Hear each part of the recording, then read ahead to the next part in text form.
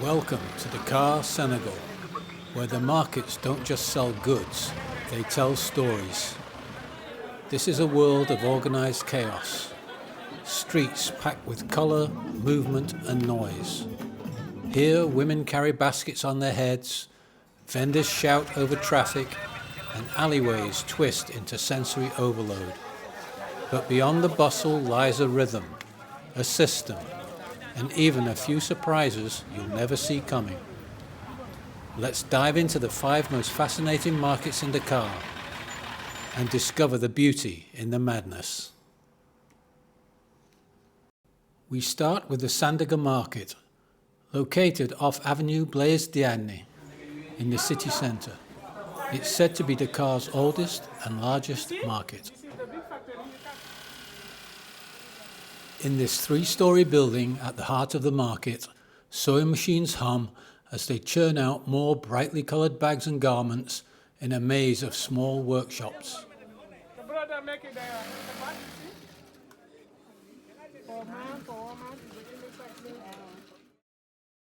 Senegal has a thriving tradition of reverse glass painting.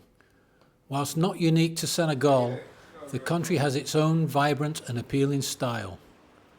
We visited this gallery where Leopold sells his paintings and couldn't help making our first purchase.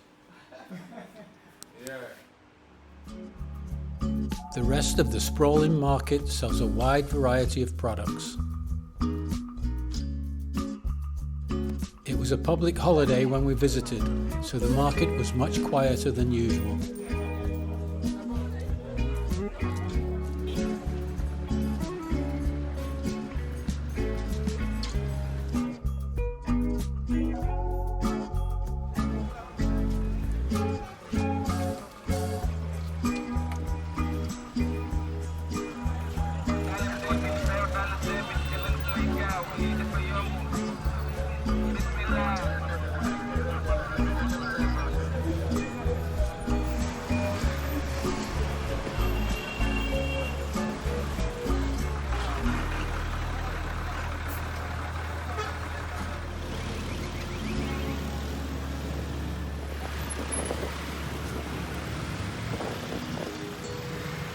Not far along the main avenue, in the heart of the Medina district, we find the Tilène Market.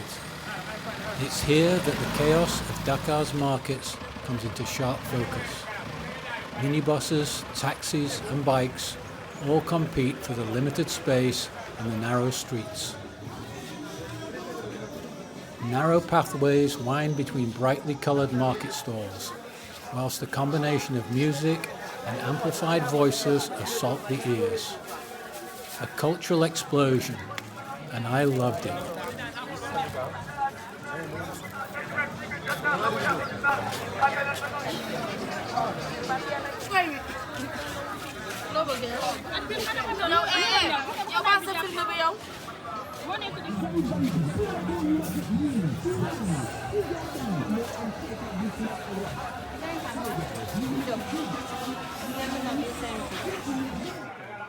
As we slipped into the covered market hall, the vibe changed instantly. Here the lighting was dim and the smell of fish was strong.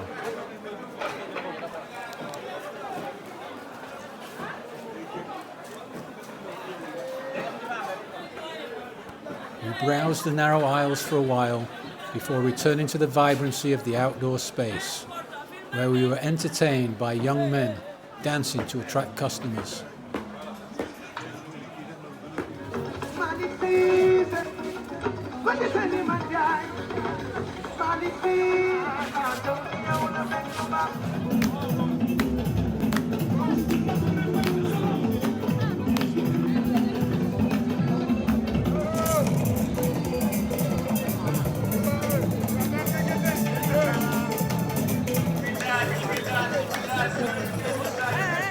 Further along Avenue Blaise Diagne, at its junction with Rue 11, we encountered something wild. Some would say shocking. Marabouts are revered Islamic spiritual leaders and faith healers. They offer a wide range of services, including spiritual guidance, healing, and fortune telling. and this part of the market sells the tools of the trade. The stalls are overflowing with herbal remedies, as well as minerals and animal parts that are often used in healing practices for animists. Visitors may be shocked to see body parts from animals such as rabbits, porcupines, and birds. Animal skins are also prevalent, but this is part of the culture. Small talismans, known as gris-gris, are also available. These can be worn, carried, or consumed to gain protection or to treat illness. The vendors were very reluctant to allow photos or videos, although some sought money for permission. Our third location is on the western coast, accessed by the coastal highway. The Soumbédioune fish market sits next to the beach, but it doesn't really swing into action until the evening, after the fishing boats have returned with their daily catch.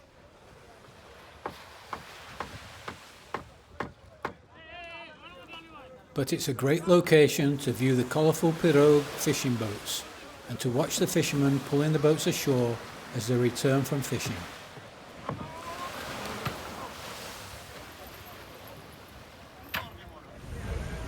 Located a couple of 100 metres south of the fish market, on the same side of the road, is the Soumbédioune craft market. Initially, it appears to be just a handful of roadside stalls, but behind the frontage is a small village of craft and souvenir stalls. This market very much caters to tourists, but there weren't many around at the time of our visit. As a result, the vendors were extremely persistent in their efforts to entice us into their shops.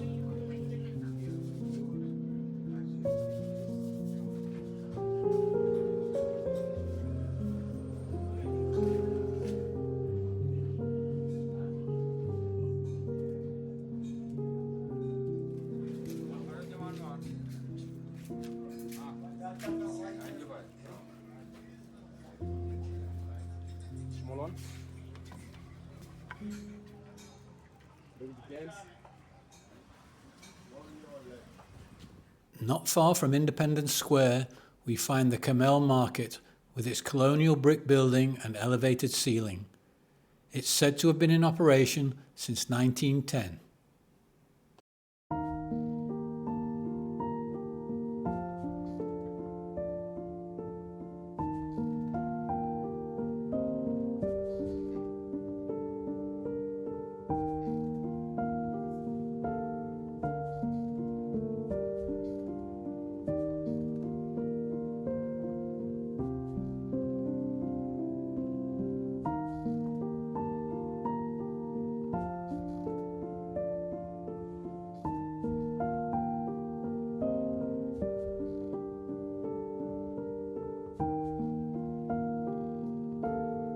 The interior is a dedicated food market with produce ranging from fish and meat to fruit, vegetables, spices and grains. It's one of the few locations where we found baobab powder for sale.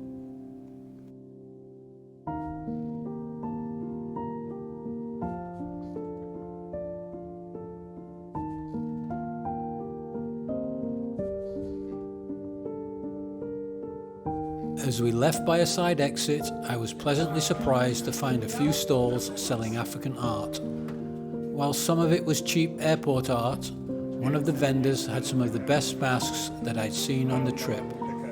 All of the mask vendors that I met in Dakar told me that their masks were antiques, but most of them relented with a smile when I assured them that they were recent copies. Nevertheless, there were some very attractive masks that would look great on the wall. Just be sure to negotiate well, as the initial asking price is always greatly inflated. Our final market was HLM.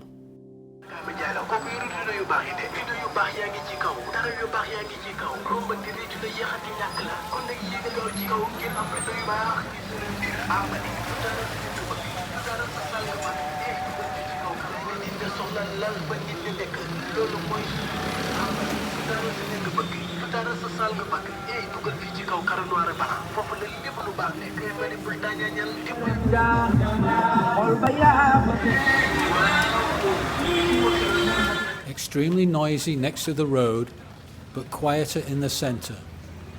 HLM is renowned to be the best place to go for fabrics and dressmaking.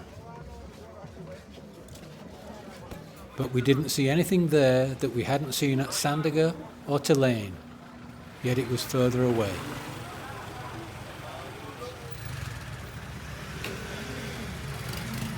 Dakar's markets may seem chaotic at first, but spend a little time here and you'll find rhythm, resilience, and a deep sense of community. From the vibrant fabrics of HLM to the spiritual traditions hidden in Tilène, each market tells its own story, loud, proud, and unmistakably Senegalese.